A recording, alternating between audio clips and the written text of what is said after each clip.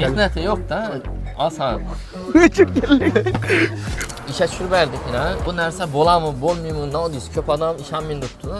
Avvalambor Sanatbek katta rahmat. Hozir bu issiqlik nasosini o'rnatdik. Hozirgi mananday filosofiy diyelimki 8-10 gradusda 50-60 kilovat расход etib turibmiz. 5 kunlikning ichida qarayapti. Ertasini -11 gradus bo'ldi. -11 gradusda sutkisini bizlar 72 kilovat yoqdik.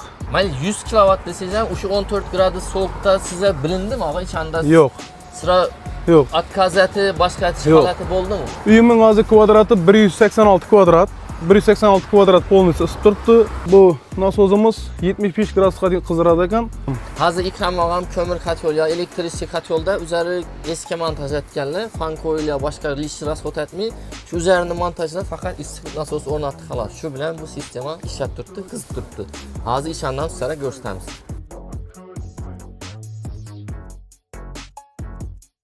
İkram ağa şu hisob kitob masalasidan bir aytib o'tsangiz, subsidiya masalasini chiqib bo'ldi, bor gapmi, yo'q gapmi? Subsidiya bor gap. Hozir bizga mana hokim yordamchimiz kelib, ular rasmga tushirib, shu bazaga joylab berdilar.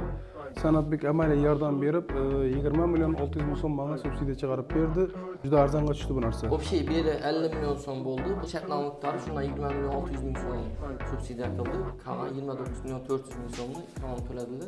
Ikrom o'zi 29 million so'm bundan kömür katyol asazan ben şu pul bo'ladi, aga zavodskoy yaxshi. Shunday. Shuni pulini tayyor ekonomishlik.